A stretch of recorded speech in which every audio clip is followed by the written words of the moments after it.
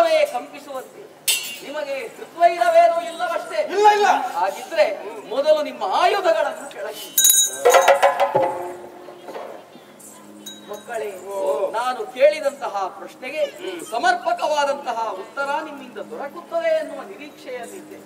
ನೀವೆಲ್ಲರೂ ಉತ್ತರಿಸಿದ್ದೀರಿ, ಆದರೆ ಅದು ಸಾಧುವಾದದ್ದಲ್ಲ. ಕೇವಲ ಇಲ್ಲಿಂದಲೇ ನೀವು ಯೋಚಿಸಿ ತೀರ್ಮಾನಕ್ಕೆ ಬಂದದ್ದು. ಅದನ್ನೆಲ್ಲ ಗಣಬಣಿ ಖಂಡಿಸುವುದಕ್ಕೆ ಮುಂದಾದೆ. ಇದು ಸರಿಯಲ್ಲ. ಪ್ರತ್ಯಕ್ಷ ಕಂಡರೂ ಪರಾಮರಿಸಿ ನೋಡಬೇಕು. ಆದ್ದರಿಂದ ನೀವು ಇಲ್ಲಿದ್ದುಕೊಂಡೇ ತೀರ್ಮಾನಿಸುವುದಲ್ಲ, ಬದಲಾಗಿ ನಾನೊಂದು ದಾರಿಯನ್ನು ಸೂಚಿಸ್ತೇನೆ, ಅಂತೇ ನೀವು ನಡೆಯುವಿರಾ ಮಕ್ಕಳು. ಏನು ಸ್ವಾಮಿ? ಅರೆಯಲಿ ಗಂಧವ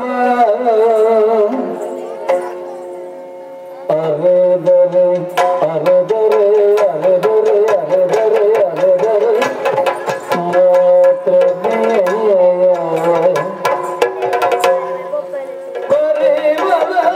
ಪರಿಮಳವನ್ನು ಹೊರಸೂಸುವುದು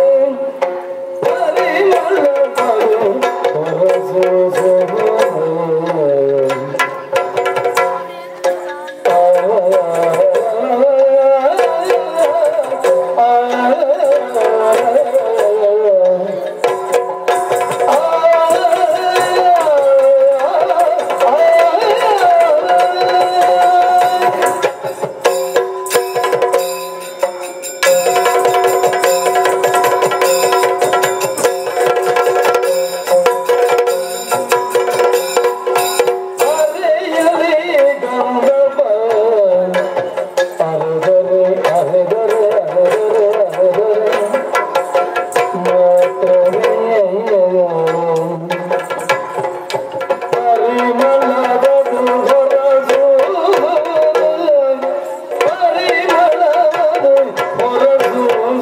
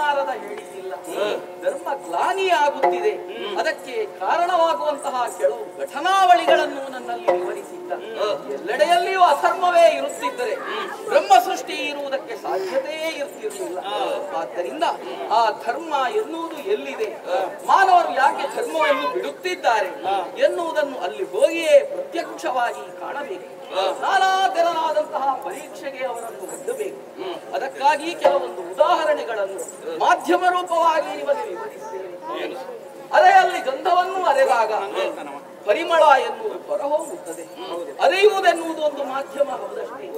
ಅದೇ ರೀತಿಯಲ್ಲಿ ಉರಿಯುತ್ತಿರುವಂತಹ ಬೆಂಕಿಯಲ್ಲಿ ಬಂಗಾರವನ್ನು ಇರಿಸಿ ಚೆನ್ನಾಗಿ ಕಾಯಿಸಿ ಆ ಸುವರ್ಣವನ್ನು ಘಾತಿಸಿದಾಗ ಫಳಫಳನೆ ಅದು ಹೊಳೆಯುವುದಕ್ಕೆ ಸಾಧ್ಯವಾಗುತ್ತದೆ. ಎಳ್ಳಿನಲ್ಲಿರುವಂತಹ ಎಣ್ಣೆಯಂತೆ, ಮೊಸರಿನಲ್ಲಿರುವಂತಹ ಬೆಣ್ಣೆಯಂತೆ ಅದನ್ನೆಲ್ಲ ಪಡೆಯುವುದಕ್ಕೆ ಒಂದೊಂದು ದಾರಿ ವಿಧಾನಗಳಿದ್ದಾವೆ. ಅದೇ ರೀತಿಯಲ್ಲಿ ಮಾನವರನ್ನು ಅಂತರಂಗ ಬಹಿರಂಗದ ಮೂಲಕವಾಗಿ ಚೆನ್ನಾಗಿ ಪರೀಕ್ಷಿಸಬೇಕು. ಆ ಮೂಲಕವಾಗಿಯೇ ಸತ್ಯದರ್ಶನವನ್ನು ನೀವು ಮಾಡಿಕೊಳ್ಳಬೇಕು. ಆದ್ದರಿಂದ ನನ್ನ ಅಪೇಕ್ಷೆಯೊಂದೇ, ನೀವೆಲ್ಲರೂ ಧರ್ಮ ಶೋಧನೆಗಾಗಿ ಭೂಮಿಯೆಡೆಗೆ ತೆರಳುವಿರಾ ಮಕ್ಕಳೇ? ಒಂದು ಮಾತು ಹೇಳಲಿ, ಏನನ್ನು ಬೇಡಿದ ಕಾಲ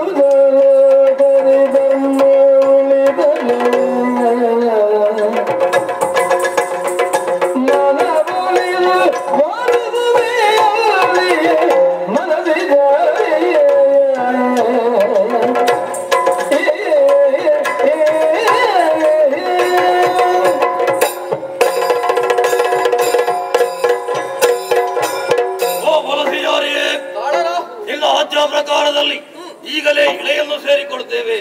ಭೂಮಿಯ ತಗಲಕ್ಕೂ ಸಂಚರಿಸಿ ಎಲ್ಲಾ ಕಡೆಯಲ್ಲಿ ಧರ್ಮ ಶೋಧನೆಯನ್ನು ಮಾಡ್ತೇವೆ. ಎಲ್ಲಿ ಸತ್ಯಾತ್ಮರು ಧರ್ಮಾತ್ಮರು ನಮ್ಮ ಪಾಲಿಗೆ ದೊರೆತರೆಂದಾದರೆ ಅವರ ಮೂಲಕ ಧರ್ಮವನ್ನು ಬೆಳಗುವುದಕ್ಕಾಗಿ ಸತ್ಯ ಧರ್ಮ ಇರುವಲ್ಲಿ ಧರ್ಮ ದೇವತೆಗಳಾಗಿ ನೆಲೆಯಾಗ್ತೇವೆ. ಶ್ರೇಯೋಸ್ಸು. ಒಂದು ವೇಳೆ ಧರ್ಮವೇ ಇಲ್ಲವಾದರೆ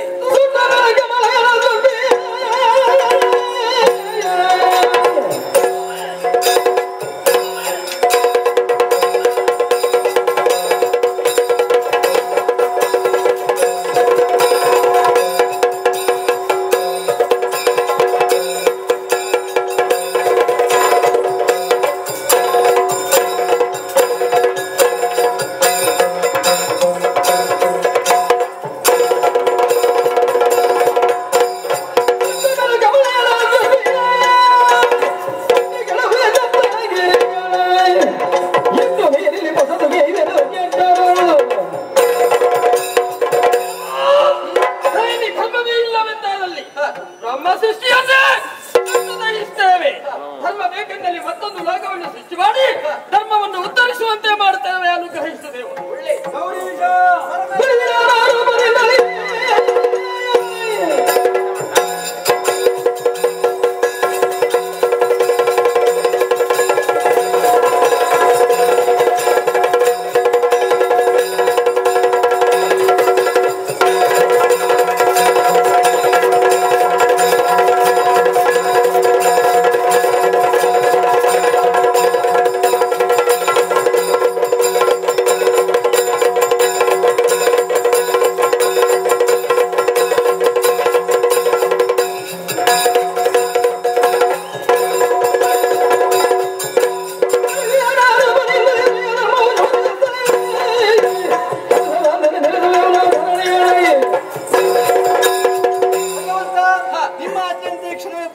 ಸೇರಿಕೊಳ್ಳುತ್ತೇವೆ.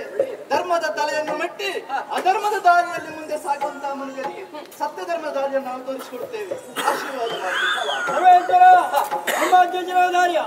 ಈ ಕ್ಷಣದಲ್ಲಿದ್ದೇವೆ. ಪ್ರಕೃತಿಯ ಮಳೆಯಲ್ಲೇ ಹುಟ್ಟಿ ವಿಕೃತಿಯ ಗತಿಯಲ್ಲಿ ಮುಂದುವರಿಯುವ ಮನುಜರಿಗೆ ಸಂಸ್ಕೃತಿಯ ಬದ್ಧವನ್ನು ತೋರಿಸಿಕೊಡ್ತೇವೆ. ಅನುಗ್ರಹಿಸು. ಧರ್ಮದೇವತೆಗಳೇ, ನನ್ನ ಆಜ್ಞೆಯಂತೆ ಭೂಮಿಗಿಳಿಯುವುದಕ್ಕೆ ಸಿದ್ಧರಾಗಿ ನಿಂತಿದ್ದೀರಿ. ಇದು ನಿಮ್ಮದು ಅವತರಣವೆಂದು ತಿಳಿದುಕೊಳ್ಳಿರಿ. ಭೂಮಿಯಲ್ಲಿ ಉದ್ದಕ್ಕೆ ಧರ್ಮ ಶೋಧನೆಯನ್ನು ನಡೆಸಿ ಒಂದು ಧರ್ಮಕ್ಷೇತ್ರವನ್ನು ನನಗೆ ತೋಡಿಕೊಡಿ. ಕರ್ಮ ಭೂಮಿ ಧರ್ಮಕ್ಷೇತ್ರವಾಗಿ ಬೆಳಗುವಂತೆ ಮಾಡಿ ಅಲ್ಲಿಂದಲೇ ಪ್ರಾರ್ಥಿಸಿ ನಿಮ್ಮ ಪ್ರಾರ್ಥನೆಯ ಕರೆಗೆ ಹೋಗೊಟ್ಟು ಬಂದು ಅನುಗ್ರಹಿಸುತ್ತೇನೆ. ಶುಭವಾಗಲಿ.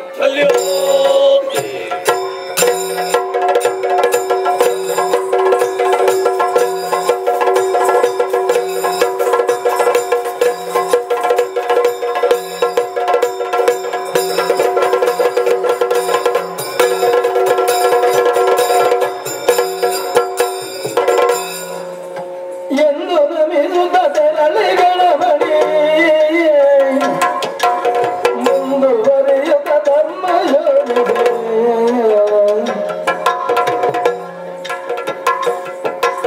ಚಂದ್ರನಿಂದ ನೆಲೆಸುವಿನ ಭೂಮಿಯಲ್ಲಿ ಚಂದ್ರಮೌಳಿ. ಓ ಚಂದ್ರಮೌಳಿಯೇ, ಗಣವಣಿ ಆಧಾರವಿಂದಗಳಿಗೆ ಪ್ರಣಾಮವನ್ನು ಸಲ್ಲಿಸ್ತಾ ಇದ್ದೇನೆ. ಶುಭವಾಗಲಿ ಮಗನೇ. ಕ್ಷಣ ಹೊತ್ತಿನ ಮೊದಲು ಪುಣ್ಯಕ್ಷೇತ್ರವಾದ ಈ ಕೈಲಾಸದಲ್ಲಿ ನನಗೂ ಧರ್ಮದೇವತೆಗಳಿಗೂ ಧರ್ಮಾಧರ್ಮಗಳ ಕುರಿತು ಚರ್ಚೆಯಾಯಿತು. 4 ಮಂದಿ ಧರ್ಮದೇವತೆಗಳು ಧರ್ಮಶೋಧನಾ ಕಾರ್ಯವನ್ನು ಕೈಗೊಂಡು ಕರ್ಮಕ್ಷೇತ್ರಕ್ಕೆ ಇಳಿಯುತ್ತಾ ಇದ್ದಾರೆ. ಹೋಗುವಾಗ ಅವರಾಡಿದಂತಹ ಮಾತುಗಳನ್ನು ಗಮನಿಸಿದೆ. ಧರ್ಮವಿಲ್ಲದಂತಹ ಧರಿತ್ರಿಯನ್ನು ಸುಟ್ಟು ಭಸ್ಮಗೊಳಿಸ್ತೇನೆ ಎನ್ನುವ ಹಾಗೆ ಆಡಿದರು. ಕಮಲಜನ ಸೃಷ್ಟಿಯನ್ನು ಸುಡುವಂತಹ ಅಧಿಕಾರ ಧರ್ಮದೇವತೆಗಳಿಗಿದೆಯೇ? ಸರ್ವಥಾ ಇಲ್ಲ. ಒಂದು ವೇಳೆ ಹಾಗೆ ಮನ ಮಾಡಿದ್ದೇ ಹೌದಾದ್ರೆ ಅವರಿಂದ ಸಾಧ್ಯವಾದೀತೆ. ಧರ್ಮ ಶೋಧನೆ ಮಾಡುವುದಕ್ಕೂ ಅವರಿಂದ ಅಸಾಧ್ಯ ಎನ್ನುವುದನ್ನು ತೀರ್ಮಾನ ಮಾಡಿಕೊಂಡೆ. ಆದ್ದರಿಂದಲೇ ಅವರಾಡಿದಂತಹ ಮಾತುಗಳನ್ನು ಕೇಳಿಸಿಕೊಂಡು ಭೀತನಾಗಿ ತಮ್ಮ ಬಳಿಗೆ ಓಡಾಡಿಕೊಂಡು ಬಂದಿದ್ದೇನೆ ಸ್ವಾಮಿ. ಯಾಕೆ ಮಗನೇ? ಭೂಲೋಕದಲ್ಲಿ ಹುಟ್ಟಿದಂತಹ ಪ್ರತಿಯೊಬ್ಬ ಮಾನವನು ಅಧರ್ಮ ಮಾರ್ಗದಲ್ಲಿ ನಡೆಯುತ್ತಾ ಇದ್ದಾನೆ ಎನ್ನುವುದನ್ನು ಹೇಳುವುದಕ್ಕಾಗುವುದಿಲ್ಲ. ತನ್ನದಾದಂತಹ ನಡೆ ನುಡಿ ಆಚಾರ ವಿಚಾರ ವ್ಯವಹಾರಗಳಿಂದ ಆದರ್ಶ ಬದುಕನ್ನು ಸಾಗಿಸ್ತಾ ಇರುವಂತಹ ವ್ಯಕ್ತಿಗಳು ಅನೇಕರಿರಬಹುದು. ವಿನಾಕಾರಣವಾಗಿ ಅವರು ಶಿಕ್ಷೆಯನ್ನು ಅನುಭವಿಸಬಾರದು. ಮಾತ್ರವಲ್ಲ, ಹೋದಂತಹ ಧರ್ಮದೇವತೆಗಳಿಂದ ಯಾವುದೇ ಒಂದು ರೀತಿಯ ಅನಾಹುತಗಳಾಗಬಾರದು. ಹಾಗಾಯಿತು ಅಂತಾದ್ರೆ ಈ ಕೈಲಾಸಕ್ಕೆ ಕೆಟ್ಟ ಹೆಸರು ಬರ್ತದೆ ಸ್ವಾಮಿ. ಹಾಗಾಗಿ ಅವರಿಗಿಂತಲೂ ಹೆಚ್ಚಿನ ಹೊಣೆಗಾರಿಕೆಯಲ್ಲಿ ಧರ್ಮ ಶೋಧನೆಗೆ ನಾನು ಹೊರಟು ನಿಂತಿದ್ದೇನೆ. ಕಳುಹಿಸಿಕೊಡ್ತೀರಾ ಸ್ವಾಮಿ? ಮಗನೇ, ನನ್ನ ಮನೋಗತವನ್ನು ಅರ್ಥ ಮಾಡಿಕೊಂಡು ಧರ್ಮದೇವತೆಗಳನ್ನು ಹೊರತುಪಡಿಸಿ ಪ್ರತ್ಯೇಕವಾಗಿ ಧರ್ಮ ಶೋಧನೆಯನ್ನು ಮಾಡುವುದಕ್ಕಾಗಿ ಭೂಮಿಯಡೆಗೆ ಹೊರಟು ನಿಂತೆಯ ನಿಜ ಕಂದ. ನಿನ್ನನ್ನು ಸಂತೋಷದಿಂದಲೇ ಕಳುಹಿಕೊಡುತ್ತೇನೆ. ಭೂಮಿಯಲ್ಲಿ ಧರ್ಮ ಶೋಧನೆಯನ್ನು ನಡೆಸು. ಒಂದು ಧರ್ಮಕ್ಷೇತ್ರವನ್ನೇ ಆರಿಸಿಕೊ. ಒಬ್ಬ ಧರ್ಮಾಧಿಕಾರಿ ಆಗುವಂತಹ ಅರ್ಹತೆಯುಳ್ಳಂತಹ ಎಲ್ಲಾ ರೀತಿಯಿಂದಲೂ ಅರ್ಹತೆಯನ್ನು ಸಂಪಾದಿಸಿಕೊಂಡಂತಹ ಒಬ್ಬ ವ್ಯಕ್ತಿಯನ್ನು ನನಗೆ ತೋರಿಕೊಡು. ಅವನ ಮೂಲಕವಾಗಿ ನಾನಾಡುವಂತಹ ಮಾತುಗಳೆಲ್ಲವೂ ಅವನ ಮಾತು ಆ ಲೋಕಮುಖದಲ್ಲಿ ಪ್ರಕಟವಾಗುವಂತೆ ನಾನು ಮಾಡುತ್ತೇನೆ.